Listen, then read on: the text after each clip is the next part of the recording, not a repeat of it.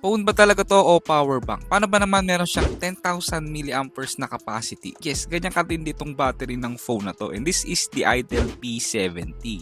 Ilang araw ko na rin nagamit to and masasabi ko na perfect to sa mga babad maglaro ng games at mahilig lumabas kasi malaki talaga yung battery niya. And kung interesado ka sa phone na to, tara samahan nyo ko dito sa aking full review.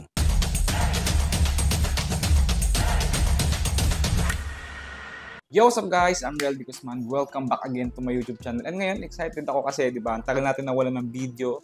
Pero yung comeback video natin ngayon guys, is tingnan nyo naman, oh.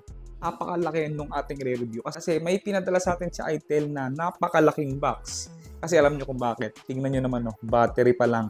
10,000 milliamperes. Ito yung Itel Power 70 na talagang interesado ako kasi ang laki ng battery niya. Tapos meron na siyang 8GB RAM and 256 of internal storage. Tingnan nyo guys yung box, oh.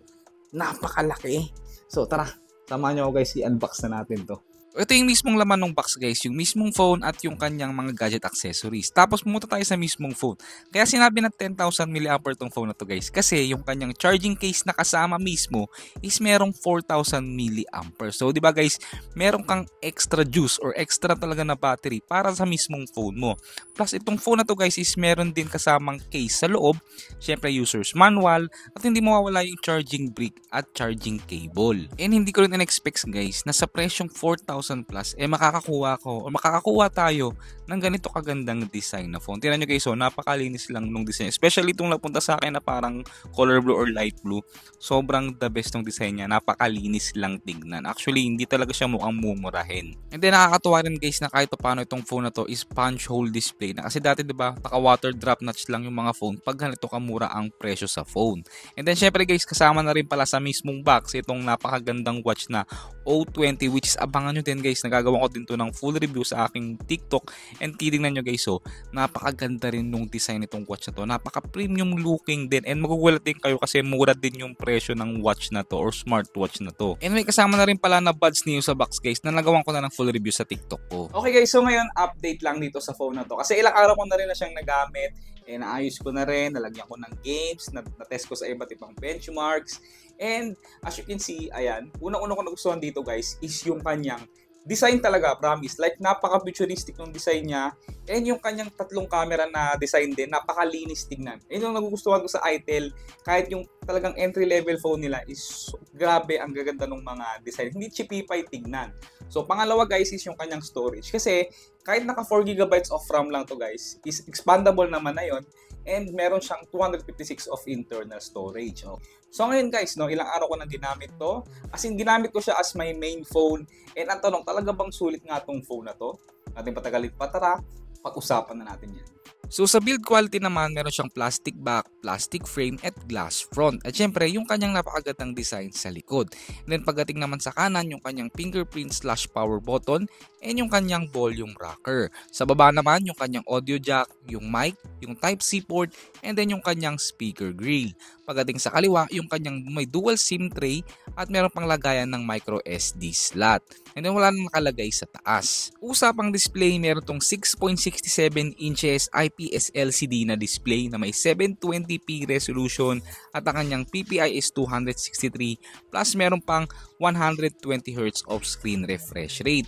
So maganda naman yung kanyang display, yun nga lang guys, naka Widevine L3 lamang siya. So hindi tayo makakanood ng mga Full HD content sa mga streaming platforms. So kung usapang display, ang masasabi ko lang is hindi nga lang ganun ka-sharp at walang Widevine L1, pero pwede na to, like for example, pag nood-nood sa YouTube or sa iba pang mga social media apps, at for entertainment syempre, pwede na tong phone na to. Sa display brightness naman guys, I think nasa around 500 nits yung kanyang peak brightness. Kasi kung titignan nyo guys, hindi na masyadong ganun ka-visible yung kanyang display, lalo na pag ginagamit ko outdoor. And then maganda rito guys, meron pa rin siyang 120Hz na pwede mo nang ma-adjust sa kanyang settings. So ngayon guys, pumunta naman tayo sa kanyang presyo. Tapos yung kanyang TikTok exclusive price pa, lalo na yung kanyang 8128 na gigabytes is 4,229 lang. And then yung 8256GB naman is 4,796. Guys, 4,000 plus lang para sa phone na yan, di ba? And then pagdating naman sa kanyang color guys, meron tong black, marine, bronze, and silver. Ito yung pinaka nagustuhan kong color. Look at that guys. Tingnan nyo, para siyang may pagka-gaming phone. Pero alam naman budget lang siya guys, no? Pero at least hindi ka titipirin sa design. Sa processor naman, meron tong MediaTek Helio G50 Ultimate. Ang kanyang OS is Android 14, Intel OS 14. Ang kanyang GPU is PowerVR GE8320. And ang nakakatuwa dito guys is meron na siyang 256 of internal storage. O diba? Tapos meron pa siyang 4GB of RAM plus expandable pa yan up to 4GB virtual RAM. At yun nga guys, na-testing ko na rin to sa iba't ibang klase ng mga mobile games kagaya ng COD. Tingnan nyo, ito yung kanyang mga graphic settings sa COD na umaabot lang hanggang medium graphics.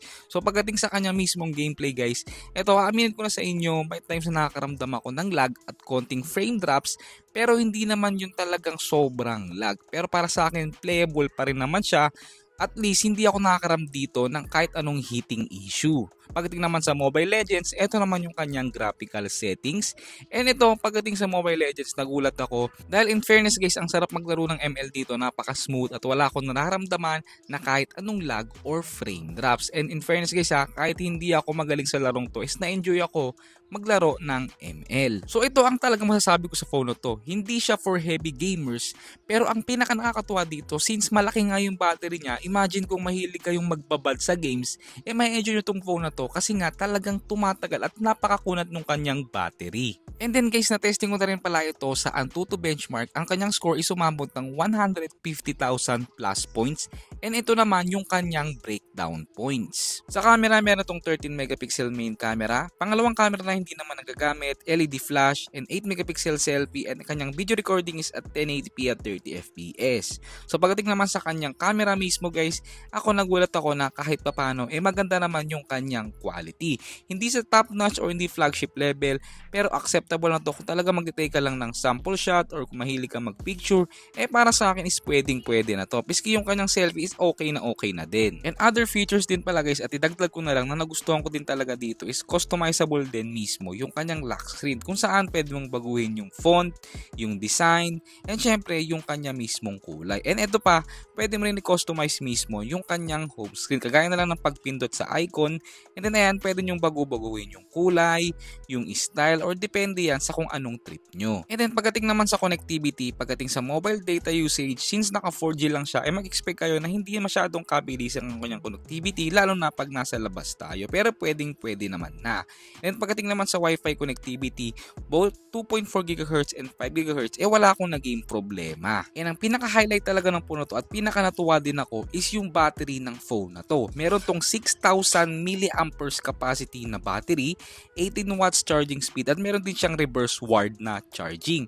At ito nakakatuwa guys, no, kung bidin ka pa sa kanya mismong battery, meron din siyang kasamang 4,000 mAh na charging case. And ito nagamit ko itong phone na to ng halos 2 araw, and dun sa pangalawang araw na medyo nasa around 20% na lang siya, nakapag-reserve pa ako ng battery kasi meron siyang charging case. So nagamit ko ulit siya at na-charge ko ulit siya. O diba, kung ikaw yung tipo ng tao na laging nasa labas or sa mga rider natin dyan na syempre gamit na gamit ang phone, is perfect na perfect tong phone na to para sa inyo. Ito na talaga guys, overall, magiging honest ako sa inyo.